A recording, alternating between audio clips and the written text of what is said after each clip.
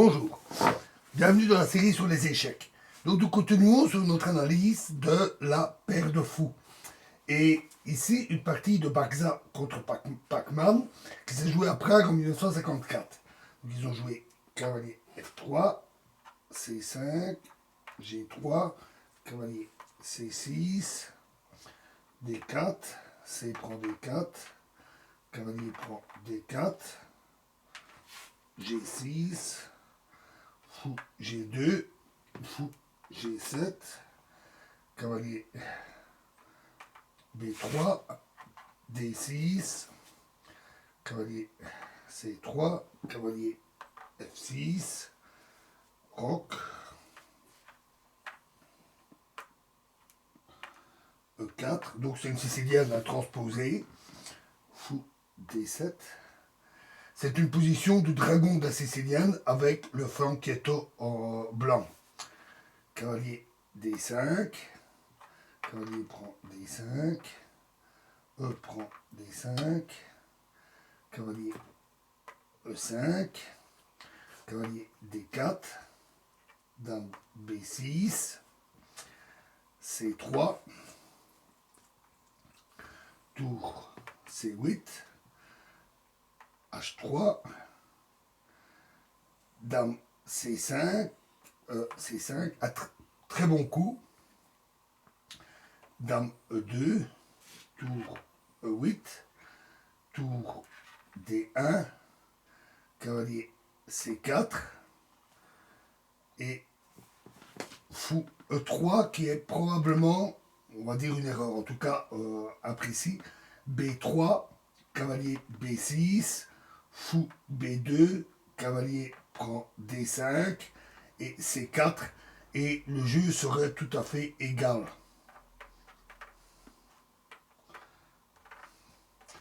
Les blancs craignaient de toute évidence dans cette variante la formation d'un fort centre adverse et ils abandonnent volontairement, par fou et 3, ils abandonnent volontairement la paire de fous au noir et s'en remettent à la pression forte de leur cavalier D4. Cavalier prend E3, dame prend E3, dame B6, à nouveau un très bon coup, dame D2 et tour C4. Ça, c'est le début d'un travail de sape sur la position du cavalier. Maintenant, les noirs menacent fou prend D4. Avec affaiblissement des pions blancs et domination de la colonne C ouverte. Et après fou F1, tour C5, fou G2, tour C8, les noirs doublent leurs pièces lourdes avec un gain de temps. Mais le coup du texte, le coup de la partie, n'est pas meilleur, donc ils ont joué B3 parce qu'ils affaiblissent leur pion C3 et son avance vers C4 va enlever au cavalier sa protection de pion. Tour C7, tour C1, A5. À nouveau un très bon coup. C'est encore mieux que doubler les tours, étant donné que tôt ou tard, les blancs doivent jouer C4. Les noirs préparent déjà l'ouverture d'une autre colonne à l'aile dame. C4 et A4. Tour B1 et tour A8. À nouveau un très bon coup. B prend A4, n'est pas dangereux car après dame C5, cavalier B3, tour C8, les pions blancs s'affaiblissent de manière catastrophique. Donc fou F1, A prend B3, A prend B3. Donc là, les blancs ont évité l'affaiblissement de leur structure de pion, à part qu'ils ont un pion ici un peu faible. Mais les noirs ont obtenu leur objectif d'ouvrir une colonne.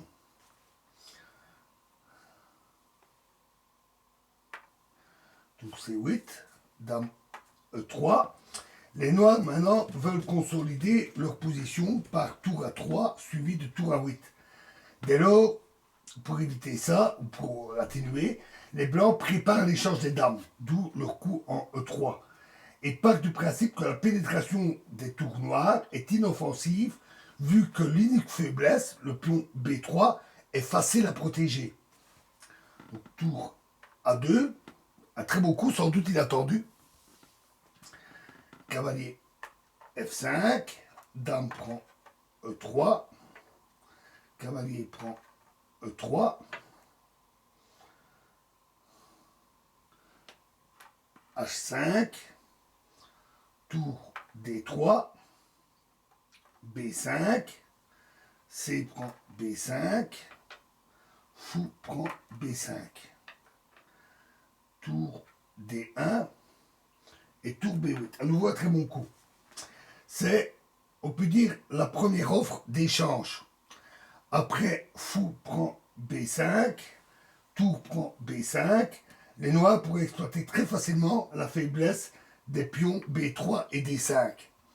Par exemple, sur tour D3, alors cavalier, tour B en A5 et après cavalier C4, c'est tour A1, tour prend A1, tour prend A1, roi G2 pour déclouer le fou et roi en roi F8 avec pénétration du roi noir à l'aile dame. Donc, cavalier C4, donc refuse cet échange. Fou C3. À nouveau un très bon coup. Ce fou la vise en fait C5, ici. D'où il pourra attaquer le point faible F2.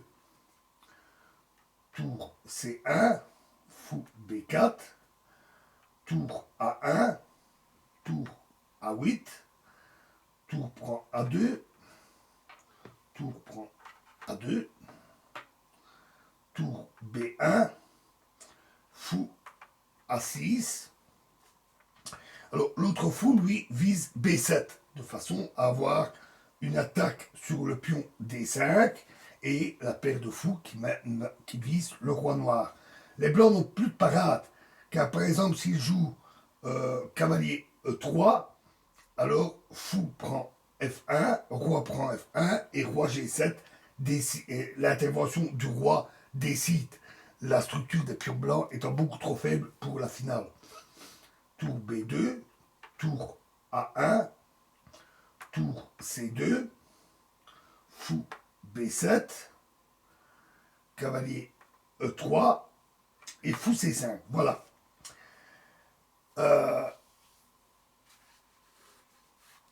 Les noirs visent maintenant l'échange du cavalier et par conséquent, la perte d'au moins un pion ne peut pas être évitée. Il est intéressant de voir que les noirs, par la menace d'échanger leur fou déjà beaucoup plus tôt, ont d'abord forcé la passivité des pièces blanches et maintenant ils achèvent la partie par l'échange d'un autre fou, de l'autre fou. Donc la paire de fous ne constitue pas toujours un facteur de jeu rigide, mais permet l'échange de matériel le plus favorable au moment opportun, grâce aux menaces et tant de la paire de fous que des échanges que cela peut produire. Tour D2, fou prend E3, F prend E3, fou A6. Tour B1 gagnerait aussi, évidemment, tour F2, roi G7, roi G2, mais les noirs ne sont pas pressés. Après B4, c'est fou C4, E4 et fou D3. Et le pion tombe. Donc roi G2, tour prend F1, tour prend F1, fou prend F1, échec, roi prend F1. Voilà donc maintenant une finale très favorable aux noirs, roi F6. Les blancs ne peuvent pas protéger leur structure de pion complètement éclatée. Roi E2, roi E5, roi D3, roi prend D5, B4, roi C6, roi C4, D5 échec, roi D4 et roi D6. Et là, les blancs abandonnèrent. Ils n'ont aucune chance dans cette finale.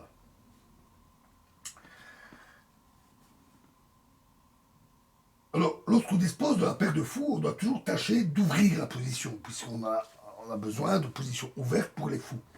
En général, la cavalerie centrale parvient à neutraliser la paire de fous, vu qu'il gêne au moins l'un des fous dans ses mouvements. Et on verra un exemple dans la prochaine vidéo. Je vous remercie.